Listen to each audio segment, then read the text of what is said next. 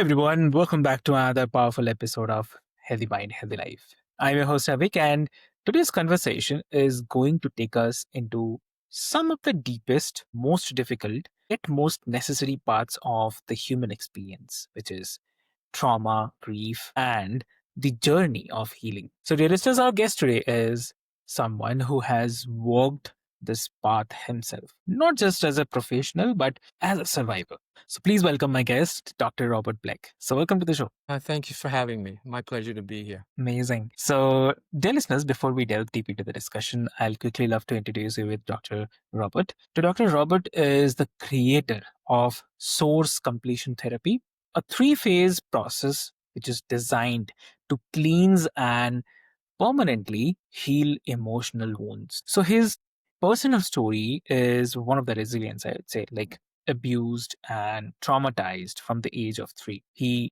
transformed his suffering into empathy, pursued a PhD in counseling, and has since dedicated his life to helping others. Yeah.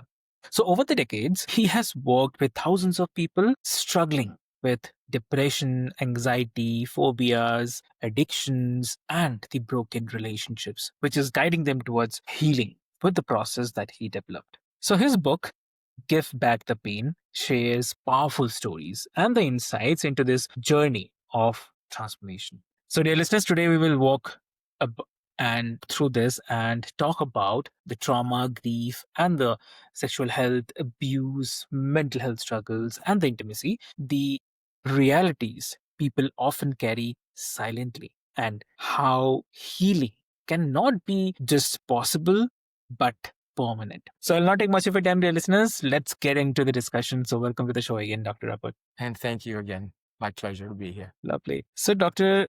Robert, like as I was mentioning, your story begins with a trauma, with abuse that started when you were just 3 years old. So, how did those early experiences shape not only your empathy, but also your decision to decide or dedicate your life to healing others? Sure. So I'll go into some specifics about my abuse, if that's okay with you. Sure, Um, definitely. at about age 3, it started. My mother, who was abused herself as a child, was filled with anxiety, rage, and anger, and all that fury came out on me. What seemed like every day she would either beat me, degrade me, humiliate me. And the beatings came sometimes from her fists, sometimes from her hands, sometimes from whatever objects were around. If she could pick up a shoe, she could pick up a wooden cooking spoon. If she liked the belt, it hurt more with the buckle. And she got creative too with her abuse. One time I was either 3 or 4. That was the age that I remember because my sister wasn't born yet. I would get up in the middle of the night from my bed and I would go to my parents. I needed comfort in some way. And she would take me back and she tied me to the bed so I wouldn't get out of bed anymore. She tied me with ropes that went around the bed, around my chest. And I was terrified and traumatized and frightened. Now, what that did for me and to me, it created anxiety in me, created fear, tremendous fear Mhm. in me. And it came out in symptoms. I bit my nails. I had horrible nightmares about monsters eating me, trying to cook me. And I was terrified of the dark as a young person. Yeah. So really terrified. I had to sleep with the lights on all the time until I was in my teenage years. So about at the age of 9, though, what happened? I started to feel a deep compassion and sensitivity for anyone who suffered or struggled, and I felt so disturbed by their pain. Whether Mhm. it was a child at school I saw being bullied, whether it was an injustice I witnessed on TV, read about, saw personally. There was people in poverty, people who were sick, Mhm. people who were grieving. I just felt it. And it disturbed me Yeah. starting at age 9. So what I had to do, at that point, I had to figure out a way to survive my abuse and go forward with life helping others. So what I did is I found sports and I found nature. Got out of the house. I became an athlete and I got camaraderie I had with my fellow athlete, and just getting out of the house Mhm. temporarily it didn't take away all the pain I had, but it helped me survive. Nature, I found I would wake up early in the morning, see the sunrise, hear the birds sing. I thought they were singing to me, so Yeah. I was able to keep calm, and knew I had to get out of the house. So at around age 14, my mother still was trying to hit me. And I said to her, she came forward, I put my palm out and said, no more. You can't hit me anymore. I'm strong from playing sports and I'll defend myself. She Yeah. looked right into my eyes, turned around, and that was the last time she hit me. So I wasn't being hit anymore, degraded verbally, yes, on one thing or another. And I wanted to go to college. My parents didn't have much money, so I worked in high school all the time. I worked scooping ice cream. I worked in dry cleaning stores. I was a bellhop at a hotel. I was a Okay. waiter, a busboy. I did whatever I could get to save some money. And fortunately, I studied really hard. I got an academic scholarship for Wow. tuition at a university. And so I paid for my tuition and I used my money. Even when I went to college, I became a telephone operator at the university. And in the university, which was in Albany, New York, during the winter, it snowed a lot and the railroad needed workers to shovel Mm. snow. So I shoveled snow for the railroad and I earned money at school while I was in school. And I majored in psychology. I started out either with going to be pre-med or psychology. So I took both Okay. courses, both tracks. And I said, the medicine isn't working right for me. The psychology feels right. So I got a psychology major in undergraduate. Then I went on to graduate school and got a PhD in counseling. Now, Oh. there I was trained in many theories, many therapies. I went to therapy myself Mm. um, as part of the program, and privately I went to therapy. But none of the therapies, as far as I was concerned, went deep enough and Mm. cleansing enough to get these feelings out because they were still affecting me. I was still having nightmares at night. I was still Mm. angry at times. I wanted to keep my distance from people I didn't Yeah. trust. So I didn't like that. So I had to figure out while I worked I worked at I graduated schools, I worked at Mm. clinics.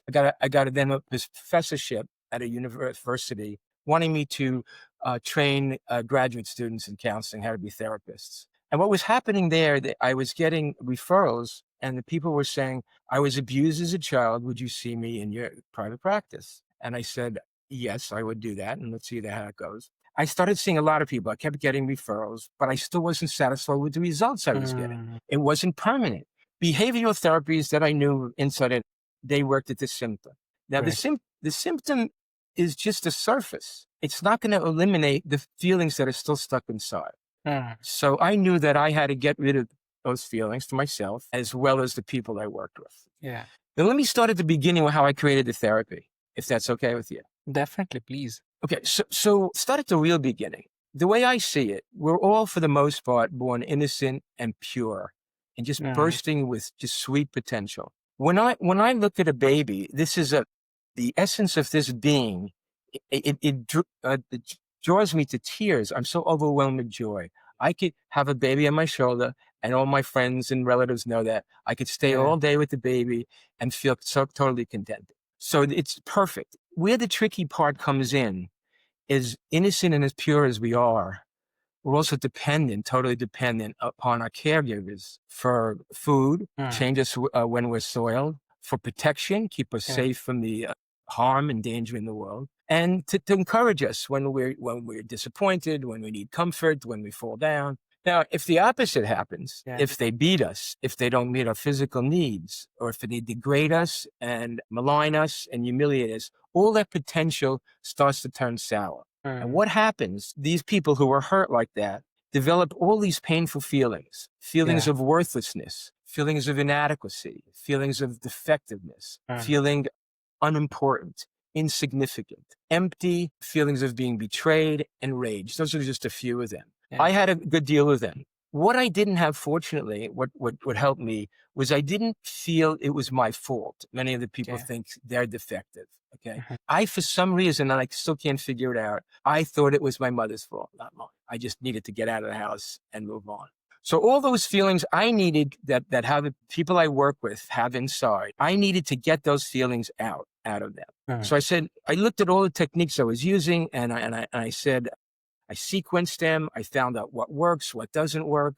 And I developed this sequence that was successful. And I've been working with it for years. I've worked with every person from different walks of life, some Mm. actors, singers, musicians, any lawyers, any walk of life. And it's been Exactly. successful. It's been successful. Once I get the feelings out, Uh, they heal, and they no longer have the uh, diversions, which I call. If you have all those feelings inside, it's going to pop out in ways that I call diversions. It'll pop up in obsessions, phobias. okay. It'll pop up in anger, intense anger, Anger. inappropriate anger. It'll pop up in an eating disorder and panic disorder. And I call all those diversions. If you just work on that one symptom, you'll still have the feelings that created the symptoms. So I said, I have to have a therapy that covers all the feelings, gets the feelings out, and then I would get healing. It worked for me because I confronted my mother, gave her the Yeah. feelings back, and it's working for the people that I work with, and I heal them. Amazing. Amazing. I have to say, I mean, it's really powerful to hear that how you turned suffering into service, right? So, like, many people never find that bridge. So, your journey itself becomes an example of hope.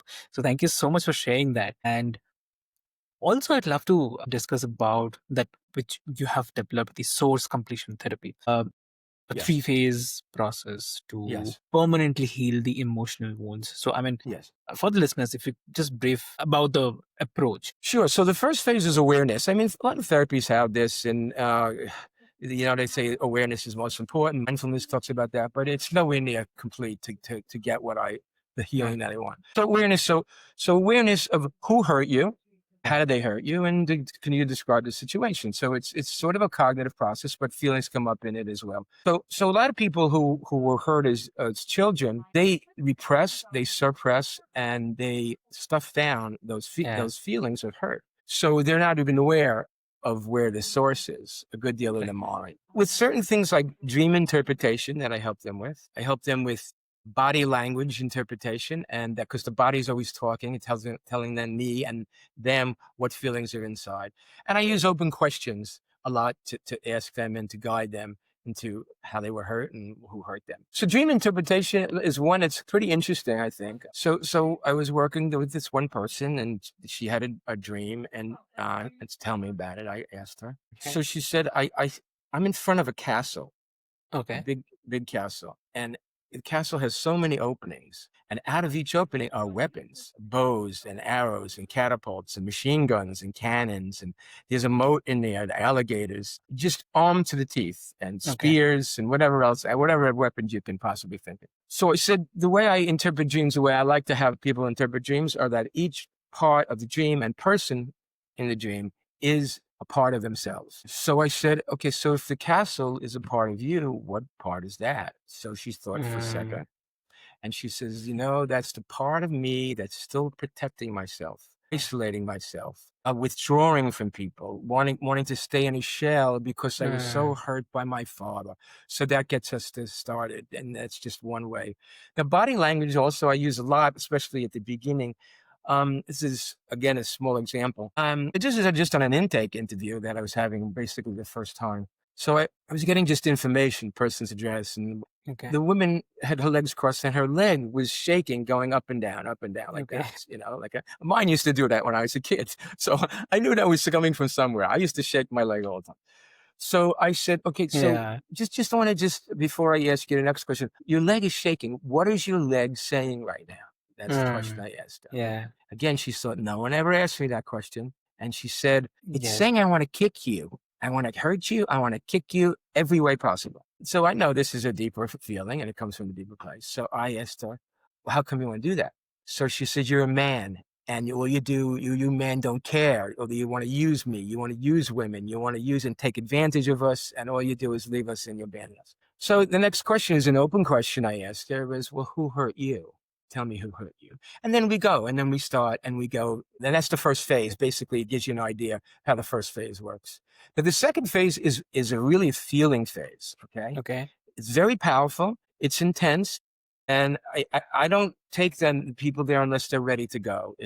This is a process, takes its time. I Mm-hmm. don't rush it. So what that is, I take the person back in time using in their mind, using relaxation techniques, visualizations, self-hypnosis. I could teach it to them, and hypnosis I do first with them. They Okay. go back in time to the events that hurt them. And there they see all the sights, the sounds, the feelings, smells, all of it they re-experience. And what that does in this phase, it brings all those feelings more up to the surface that were repressed. Very powerful. So once that comes out, then we do more with it in the second phase. I Okay. worked with an artist one time, and she went back in time, and it was just very painful for her.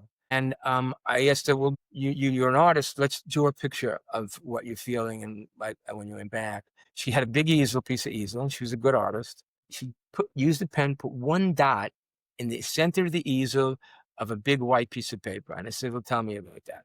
She says, "That's the way I felt, insignificant, unimportant, and unloved and isolated." Okay, so it's an example. And then at this phase, other people, some people work with music. I worked with a musician. He wrote songs about it, and I worked with, some people just like to write about it. They're writers, so they write about the thing. So they stay there for a while until they're comfortable. The next phase often is a phase that people resist for a while because it's really scary for some people and it is intense. So that's where I teach the people how to confront the source who hurt you and tell them how they did it, what they did, and how you feel about it. Okay. So some I have them write it first before they go in there, just if they want to practice it, and others are just ready to do it. And some I've always been asked the question, "What happens if the person is dead?" I said, "Well, they go to the grave. I have them go to the grave." So, and they go to the grave and or you could text them, you could email them if you could do FaceTime, you could do all of that time you could do with them if you want. And that is very successful. People are usually scared of that because these, as young children, they were hurt and they don't want to be hurt again by their father reacting angrily and everything. So that it's a little resistant, but they get there. If you stay with the process, I will get you there. You will confront your person you're abusing, and you will feel free of those feelings and you will move on. And that's what's happened in just about all the people I continue to see. And I get letters from all over the world saying how much it's helped them. And they can lead fruitful, effective, and beautiful lives once they're able to do that. Exactly. Exactly true. I mean, it's really fascinating because it seems like you are not just treating the symptoms, but at the same time, you are going right to the source where the wound itself began. So that's a very Exactly. great part of this. Yes. Yes. Exactly. Yeah. Exactly. Yeah. And so when we are talking about this, it also sometimes comes. I mean, it might sound contradictory, but it's actually not. Like some people believe that time alone heals Mhm. the trauma and grief, right? Mhm. So even I have also heard from my grandfather that no way, give some time, it will heal. But that with patience, things gets better. So, but your work suggests that healing requires more intentional processes. So, how do you respond to this idea that time heals all wounds? In my experience, and Mm, working with decades, I've done this. What it does, it just mutes the feelings more. mm, You bury them; they're always there until you release them. So yeah. that's my experience. I've worked with people in their 60s that have pain from their past Mm. all the time, and they tell me everybody says I should just move on. I'm 60 years old. Yeah. How come I can't move? I say because the feelings are still in there. They don't go away unless you process Mm, them out. I've never found it yeah. in my experience. Yeah. And cognitive behavior therapists, our colleagues do that. I talk to them. I Mm, said, well, again, you're only going to work on the symptom. It's like having a room, your mm, room that maybe your office, and you have yeah. dirt on the floor, and your clothes are all over the place. If you push the dirt under the rug and you put the clothes in the closet, it's not clean. Yeah. So you're not clean if you don't get the feelings out. So that's my feeling on it. And that's my Exactly. Okay. experience. Understood. And that's an important challenge also because waiting isn't just definitely the same as healing, and also avoidance often costs us more than the long run. Correct. Correct. Definitely. Definitely. Well, I'm sorry, I don't mean to Please, interrupt. please, I please, apologize. please, please go ahead. Yeah. Even for me, this was important for me to heal too, totally. So I said, well, it's been time. I'm in Mm, graduate school now. I'm not 4 years old anymore. I said, but those feelings are still inside. And exactly. none of the therapists I went to are taking them out. They might hear it. They might hear a Yeah. couple of feelings here or there. They're never going as deep. All the people I work so many times with people that come from other therapists, and they said I Yeah. wasn't getting to the root, and so that's what I. Yeah. Correct. I agree. I totally agree. And also, like for someone who is listening right now, or maybe who will be listening, who feels broken. or disconnected in this area. So for them, what's the one small step you'd say like they can take towards reclaiming trust and closeness? Well, close that would come with really seeing how you were hurt, who Okay. hurt you. So Uh-huh. that's you first get awareness how you were hurt, who hurt you. Now, if you could do it on your own, go back, bring the feelings up, and then confront that person. That's the third stage. But I gave you the three stages. But I recommend that even if you weren't abused Hmm. as a person, any feeling that you repress from a breakup or a divorce in the present, your boss fires you, if you repress all that, it's still going to come out. You might drink, you might smoke, you might take drugs. So you have addictions, you gamble, but you have to get to the source. Whatever you could do, if you feel broken, I know that could heal because I've healed and Hmm. I've healed thousands. You can do it. You can do it, and Exactly. it's done for this Exactly. way. And the book talks about it. There's three important. What people ask me. I had one person came Okay. in once. He was an actor, and he says, "Well, how long this is going to take?" Mm. I said, "Well, you're not going to be finished by lunchtime." Okay.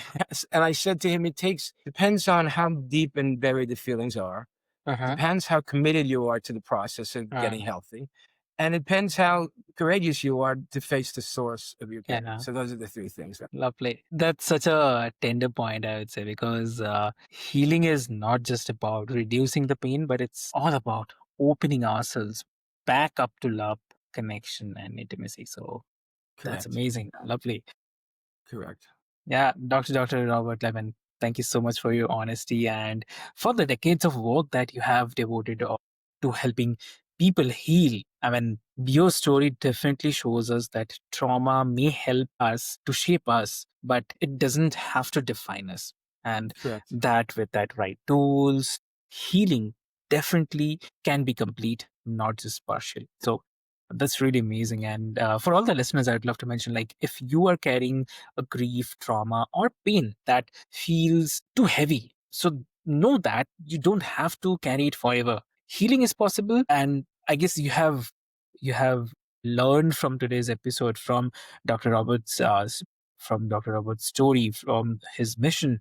So, if today's episode spoke to you, I encourage all of you to explore Dr. Roberts' book, which is Give Back the Pain, and learn more about the source completion therapy. And because you remember that your wounds don't diminish your worth, they simply are the chapters in a story that can still be rewritten. So there's no harm. So, and Dr. Robert, I mean, if someone wants to connect with you, what would be the great medium to connect? The great medium is my website.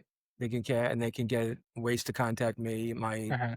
office phone and my email and everything is right in there. And on the website is a book. You could read a little bit more about it if you want. And I want to say one other thing, if I may. Yeah, please. Not only did I survive the wounds, in some ways I feel lucky because what it did for me, it helps me understand every person that I work with Hmm. better. I understand the pain and the suffering that they go through. I really do. It actually Yeah. made me a better therapist. That's my belief. Exactly. Lovely. So, dear listeners, I'll put all the links into the show notes for easy reference. And with this hope, until next time, keep believing in your ability to heal, to love, and to create a life that feels whole. So, with this hope, thank you so much. Thanks for having me.